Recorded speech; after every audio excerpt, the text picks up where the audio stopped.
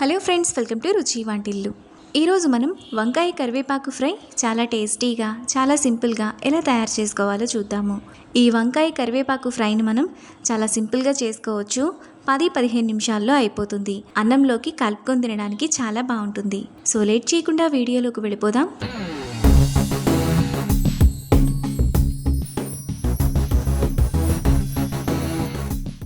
ముందుగా ఈ వంకాయ ఫ్రై చేసుకోవడానికి స్టవ్ మీద ప్యాన్ పెట్టుకొని అందులో 2 టేబుల్ స్పూన్లు పల్లీలు వేసుకొని ఫ్రై చేసుకోవాలి. పల్లీలు ఇలా బాగా వేగిన తర్వాత అందులో 6 ఎండుమిరపకాయలను ఇలా తుంచుకొని వేసుకోవాలి. తర్వాత గుప్పెడు కరివేపాకును వేసుకొని మీడియం ఫ్లేమ్లో బాగా ఫ్రై చేసుకోవాలి. అరకిలో వంకాయలకు గుప్పెడు కరివేపాకు అయితే కరెక్ట్గా సరిపోతుంది. కరివేపాకు ఇలా బాగా వేగిన తర్వాత అందులో 1 టేబుల్ స్పూన్ నువ్వులు వేసుకొని ఒకసారి కలుపుకోవాలి. నువ్వులు కూడా వేగిన తర్వాత వాటిని ప్లేట్లోకి తీసుకొని కొద్దిగా చల్లారనివ్వాలి.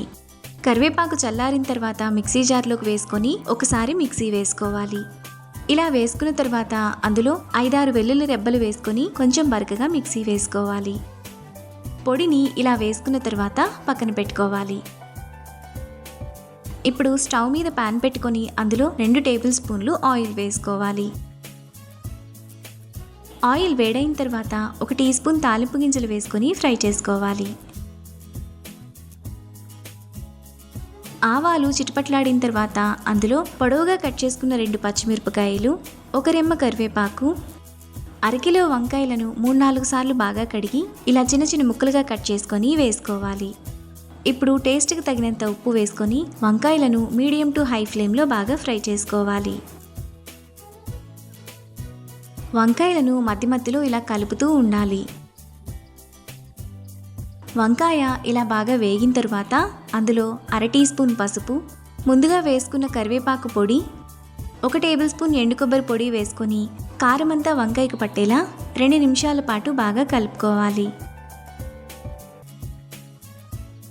2 నిమిషాల తర్వాత వంకాయ కరివేపాకు వేపుడు మనకు చాలా టేస్టీగా రెడీ అయిపోతుంది. ఇప్పుడు ఈ ఫ్రైను బౌల్లోకి తీసుకొని అన్నంలో కలుపుకొని తింటే చాలా బాగుంటుంది.